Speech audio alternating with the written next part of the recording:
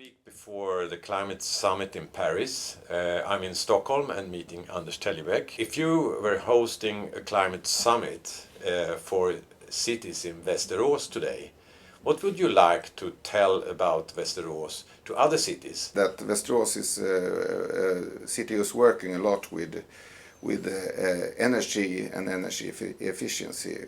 We have around 10% of jobs in the energy sector. We're a big player. We have companies like ABB and Bombardier in train and transportation. So we also have Westinghouse in nuclear power, and Alstom is also a big player in Västerås. I think that ABB is a very big part of making Västerås to a climate neutral city.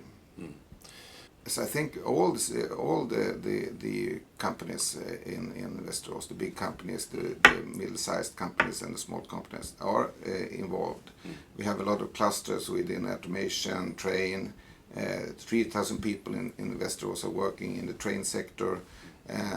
We have 3% of the jobs within for the whole world in automation is in Västerås. So we have a cluster in energy, a cluster in automation, and in trains, and also welfare technology. So I think they play a big part in making the world a better place to live, and also reduce greenhouse emissions. We have our own energy company, Energy, owned by the city, and we have worked a lot with the district heating. We also have had demands on low energy houses.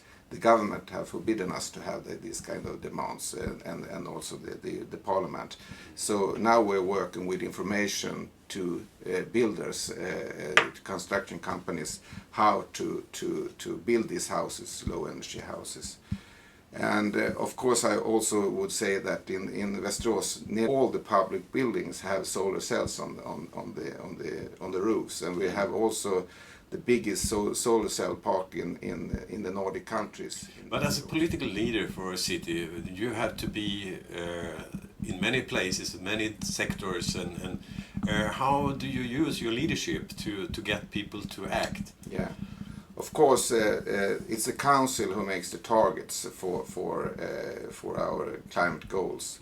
Our target is to reduce our greenhouse emissions from 2009 to 2020 by 60%, and by 2050 we have a target that we will be neutral. So carbon neutral. Yeah, carbon neutral.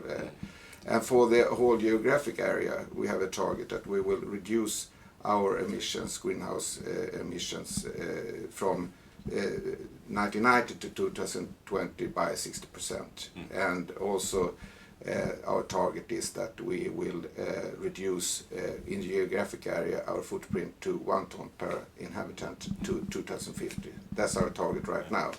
But we're right now revising our climate plan and our roadmap, so maybe we will have other targets to 2030. Oh, okay, so you are on the way to accelerate. So we're playing together, all society, the companies, the city and the municipality and the university, and also of course other kinds of organizations.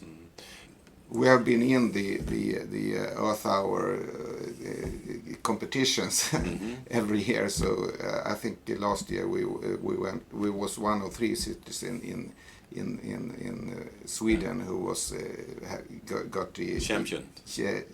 Got champion. Göteborg was the champion.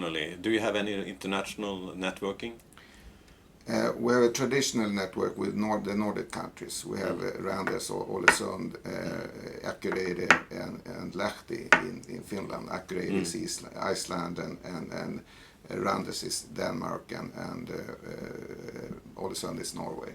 So we're working together with them, even in the climate. In the climate issue. Yeah. Outside the Nordics, anything?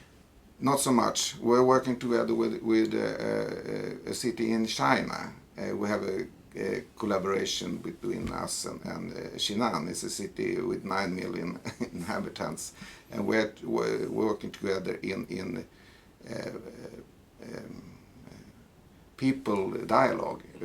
They want to learn from us how to have a good dialogue with the inhabitants before they make decisions. So it's quite an interesting project.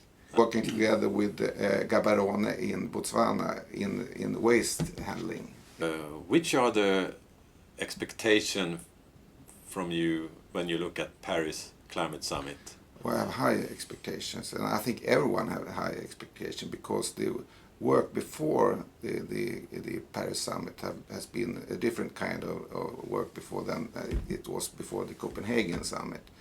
So I hope that it will be, every country will have a good contribution for reducing greenhouse emissions, and we will have another kind of situation that we can handle the 2-degree target. Thank you very much, Anders. Yeah, thank you.